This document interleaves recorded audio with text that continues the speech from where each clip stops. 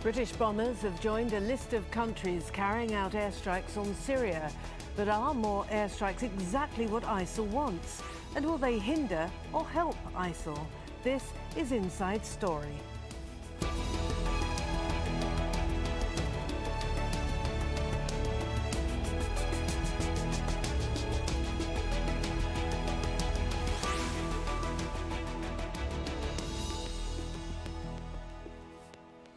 Hello and welcome to the programme. I'm Martine Dennis. Now, it's not often that a vote in the British Parliament gets worldwide attention, but the 10-hour debate and the vote allowing UK airstrikes against ISIL in Syria tell us a lot about how Western policymakers view the conflict there. In often emotive speeches, MPs portrayed the fight against ISIL as a struggle against intolerance and fascism. Prime Minister David Cameron told MPs it was a question of whether the UK should go after the terrorists in their heartlands or sit back and wait for them to attack us. But there was less discussion about how much impact airstrikes have had so far on ISIL or about what comes after the bombing. Well, the UK is one of 65 countries that have joined a coalition against ISIL in Syria and Iraq, although not all are directly involved in military action. All of these countries have carried out airstrikes against ISIL in both Iraq and Syria, culminating in a total of around 8,500 strikes against the group. Now, the vast majority of them, though, are launched by the US. Almost 95% of the airstrikes launched against Syria were conducted by the US alone. Its allies altogether have only launched 158 strikes there. And the UK has now added 8 missile-carrying jets to that fight. All right, let's bring in our guests now. All of them are in London. We have Patrick Cockburn, who's Middle East analyst for The Independent. Patrick was invited by Jeremy Corbyn to brief British MPs on airstrikes in Syria. We have Hassan Hassan, Associate Fellow at Chatham House and author of ISIS Inside the Army of Terror, and James Strong, Fellow in Foreign Policy Analysis and International Relations at the London School of Economics. Thank you all, gentlemen, for joining us on this programme. Patrick, can I start with you? Jeremy Corbyn asked you to brief MPs about airstrikes in Syria. What did you tell them? No, let's get this straight from the beginning. I briefed and talked to Tory MP, Conservative MPs, and also to Labour MPs. So I talked to both, and I tried to, they asked me questions about what the real situation was on the ground in Syria and Iraq. They focused a lot on whether the 70,000 moderate fighters actually existed in Syria, my views on that. But I wasn't giving a view on whether they should support airstrikes or not. It was simply to give them further information to supplement that which they already had. Well, you have also said that Britain is entering a long war based on wishful thinking and poor information. Yes, that's true, I think, because though everybody in Parliament was agreed that ISIS, Islamic State, is a monstrous fascist organization, that dropping a few bombs on it isn't really confronting it, which many MPs wanted to do and may have imagined was happening. One thing is very certain, since the Americans have had, the American-led coalition has had almost 60,000 sorties in Iraq and Syria and about 8,500 airstrikes, that there are more planes in the air looking for targets than there are targets. So we don't change things militarily very much. My argument is that to really change things, one needs effective partners on the ground in association with airstrikes. One has to look at the politics of the area, and Britain really hasn't done that. So this seems to me too much of a knee-jerk reaction to achieve the aims which the government wishes to achieve. And that was really what I was saying. Right. Hassan, why do you think Britain has actually made this decision? I know that there is ostensibly there is a military objective, but do you think this is perhaps driven by sentiment as a consequence of the fallout from the Paris attacks? Well, we have to remember first that Britain is already involved in the fight against ISIS in Iraq, so it doesn't really matter for ISIS, at least, that the UK has now rolled into Syria the airstrikes. That's one. The second. I think there is an international pressure, or at least expectations that the UK should be involved in the campaign against ISIS in Syria, especially after the Paris attacks. So I think that's also a factor. But we have to also remember, I think at this critical moment in the fight against ISIS, more than a year after the airstrike started. You can't fight ISIS in Iraq and leave it in Syria. And I think the fact that the UK was operating inside Iraq and not doing much in Syria was kind of not understood for a while, especially considering the fact that the fight against ISIS in Iraq has been saturated, in the sense that in recent months, and especially probably weeks, we haven't seen much progress on the ground. Shia militias who have done a great job in preventing ISIS from going to Baghdad and expelling ISIS from Diyala. Recently, they've been busy with a political crisis, essentially, in Baghdad, and also after the Tikrit fight, which took 1 month. There was less appetite to fight there. And also the Kurds, except for Sinjar, there was a slow kind of quiet front for a while. Syria, on the other hand, there's a lot of potential to fight ISIS there, and I think the involvement of the UK is a good start in the sense that you need to start focusing on Syria. OK. James, now airstrikes have had quite a lot of criticism, haven't they, of late? We all know that you can't win a war from the air alone, but they have succeeded in containing the spread of ISIL. Would you agree? Well, I think that's right. I mean, I think it's important not to overstate the strategic importance of the vote yesterday. This is a small incremental step, but then I think a small incremental step is exactly what's called for. The outside world is playing a giant game of chess in Syria at the moment. Only it's a game with dozens of players, no clear rules, and no real sense of what winning looks like. So for me, taking a small measure like increasing very slightly the coalition's capabilities to conduct airstrikes, that's the right thing to do in this kind of circumstance. That is an incremental step. It's a step that can be reversed. It's a step that's not going to be decisive either for better or for worse. And Patrick, the Prime Minister, David Cameron, suggested that this engagement is of a limited nature. How will the success or otherwise be measured of this particular operation? Well, I think, it's not entirely for the Prime Minister to decide. In military operations, it's always says the enemy also has a vote. So it depends how the other side, the Islamic State so-called, responds. It's a bit unclear what the policy objective is. I mean, in theory, it's to contain and ultimately eliminate IS, Islamic State. But there isn't much sign of this happening. Airstrikes, which the Americans have been conducting since August last year, they have made things more difficult for Islamic State. But since then, they've also captured Ramadi. They've captured in Iraq. They've captured Palmyra. In Syria, they've lost some ground to the Syrian Kurds. They've lost Sinjar, but Islamic State didn't fight very hard for that. So its success so far is certainly not 100%. Now, it's a question of how much support is there for ground troops, support from ground troops in Syria and Iraq. And these are really political questions.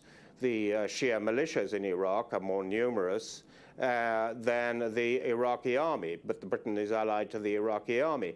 So what's the situation there? In Syria, likewise, there are supposed to be 70,000 moderate fighters, potential fighters. But when asked to identify these, obviously the British government was having great difficulty. So this story began to dissolve. So it's these political questions they haven't resolved. And without resolving them, military action is largely symbolic. It doesn't really shift things on the ground.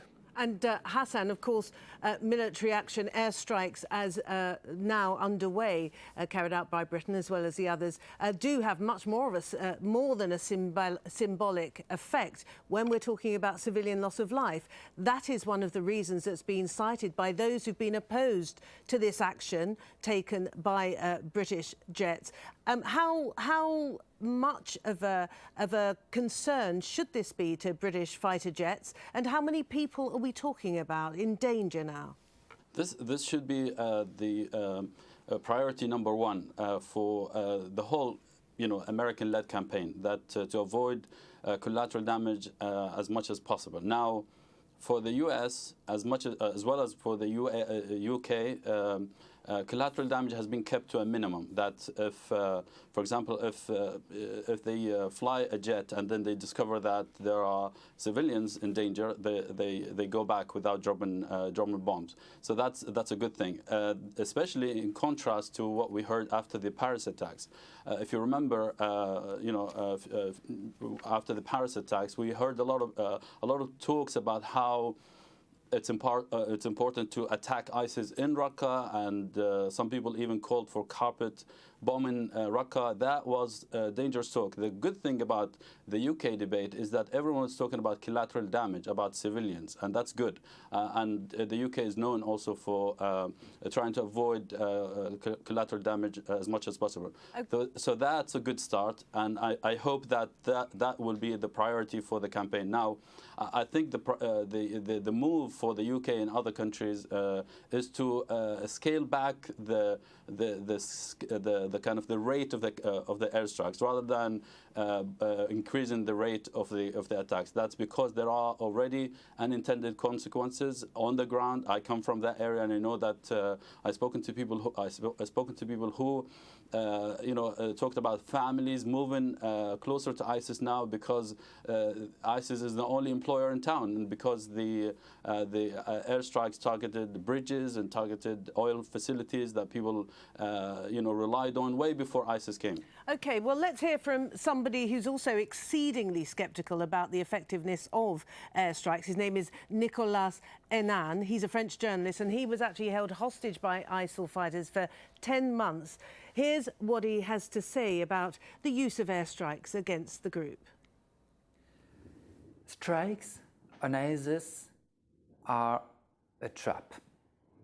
The winner of this war will not be the party that has the newest, the most expensive or the most sophisticated weaponry, but the party that manages to have the people on its side. At the moment, with the bombings, we are more like pushing the people into the hands of ISIS. What we have to do, and this is really key, we have to engage the local people. As soon as the people will have hope in a political solution, then the Islamic State will just collapse. It will have no ground anymore. And James, so that was the French journalist who'd actually experienced life with ISIL fighters and understood some of the thinking. Ultimately, what you've written is that this is something that's going to be solved at the negotiating table, isn't it? How much faith is there, and how much should there be in the Vienna process? Because that seems to be what David Cameron is raising as the political side to his military action. Well, look, the Vienna process is at a very, very early stage at the moment. It's a start, but it's no more than that, and we will need a lot more than that.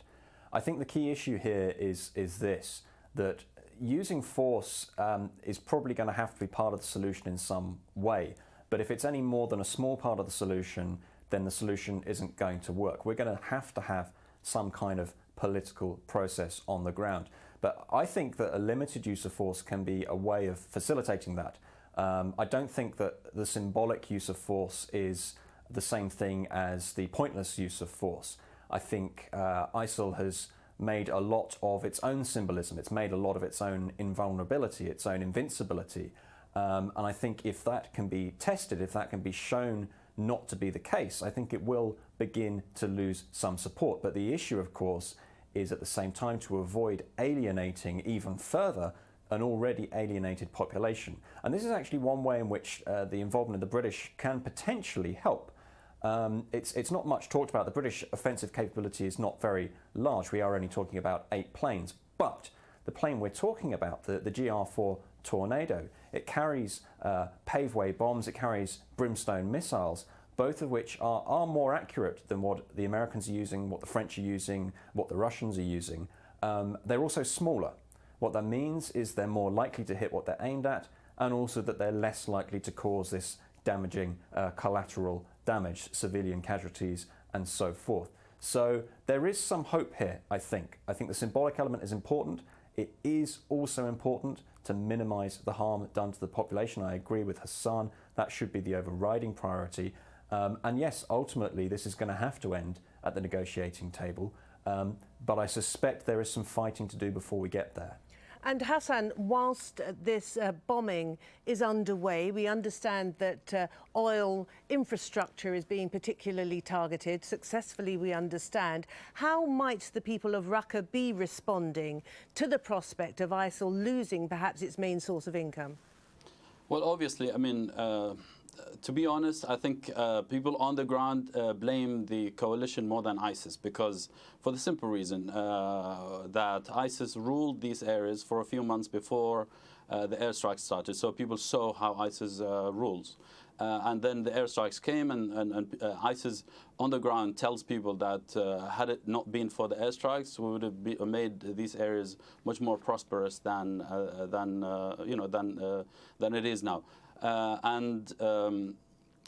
That's key. I think that's key to the perception of people on the ground. People are suffering also already from the disruption of the wartime economy that was functioning way before ISIS came, and some people have often 2 options: either join ISIS or leave overseas, go as refugees, and that's really a problem. And I actually warned against that last year, just after the airstrike started, when they started targeting these oil facilities, and people started looking around and not finding a way to generate income for their families. So that's a problem that needs to be addressed. How do you bomb these areas, these facilities, without offering the population an alternative? Recently, the Iraqi government, for example, stopped paying salaries for former government employees. Now, these are hundreds, if not thousands, of families relying on these funds. So people can distinguish between what, if there are problems caused by ISIS or by the coalition. Right, OK. And Patrick, can I put to you some words uttered by the Deputy Secretary of State Tony Blinken recently, suggesting that Russia's military intervention in support of the Syrian regime has actually hastened progress, he said, towards a potential diplomatic solution to the conflict? Yes, I think that's probably true. Because suddenly the Americans see their old competitor, the Russians, getting involved. That increases the American incentive to be involved. Also, the Russians are heavy hitters, so maybe they can deliver the Syrian government or the Iranians, or put pressure on them. So they're a significant player. But having said that, we're still a long way from resolving anything. You sort of need everybody who is a real player around a table. You need the foreign states. Remember, as we've just been reminded, that people on the ground in Syria and Iraq are now desperately poor. A lot of these armed movements are mostly dependent on outside financial backers, so they can put pressure on them. But there's a multitude of players here.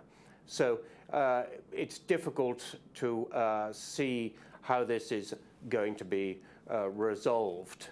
Remember also that ISIS is a guerrilla organization. It has long experience of being bombed, not just since 2014, but it was since 2003.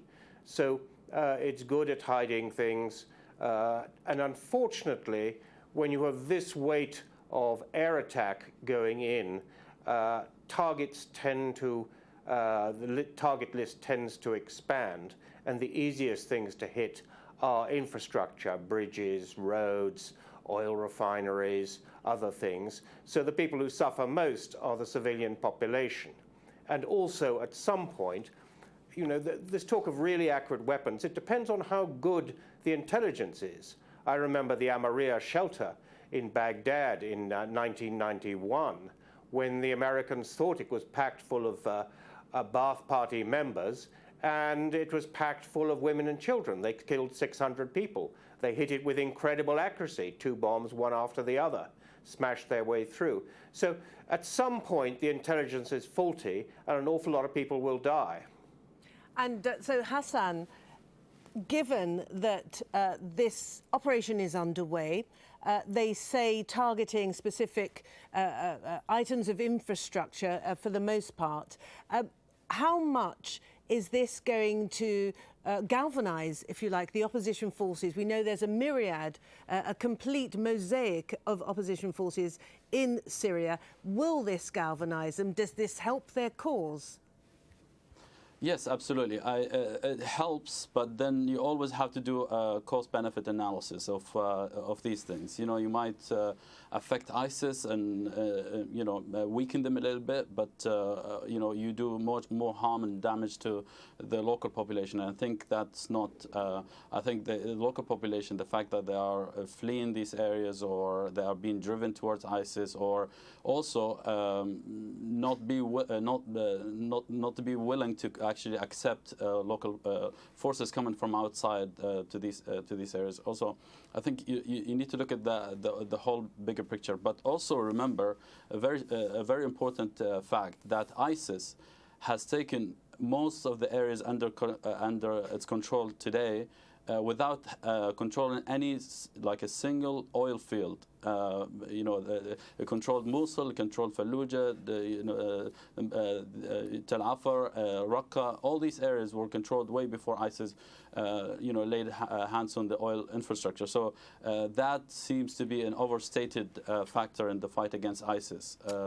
And you have to also see that in contrast to, or alongside the impact of that on the local population. Okay, James, if you take this through to its logical conclusion, there will be a political process involving the actors currently involved in the situation in Syria. Does that include ISIL? Will talks have to happen with ISIL? Will ISIL talk? Is there compromise to be made with them?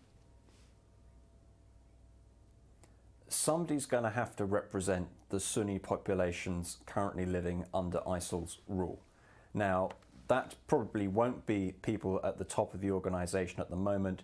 I think most of them would rather not negotiate under any circumstances. But the group was able to grow so large so quickly because it had support amongst the population and because people rallied to its flag when it looked like the best way of defending them against all of the myriad threats that they see. And they see the government in Baghdad and the Assad regime as threats as much as they see the outside world. I think we're already doing quite a lot to minimise the harm done to civilians in these areas. And I think it's difficult to do a lot more without minimising the damage done to ISIL. But what's really lacking in this strategy is any kind of positive alternative, any kind of sense of what comes next for people living in these areas. In Iraq in 2008, we had the Sunni awakening. We had the breaking away of Sunni tribes from al-Qaeda in Iraq. Essentially what we've had with the rise of ISIL is a reversal of this process of groups going back into the arms of the extremists. There are a large number of moderate individuals within these structures, within this territory. The question now is how we provide them with a platform, how we empower them to speak out for themselves. Ultimately, whoever winds up in charge of these regions, they've got to be from the Sunni community. They've got to be people who are there right now trying to make things work. Okay. But they can't be people who hold the same kind of extreme views. Okay, James, thank you very much. James, Hassan and Patrick, thank you all very much indeed. And as ever, thank you for watching. You can leave your comments on the programme page of our website, aljazeera.com. You can post your views on facebook.com/AJ Inside Story, or of course you can tweet us at AJ Inside Story. But from me, Martine Dennis, and all the team here, it's bye for now.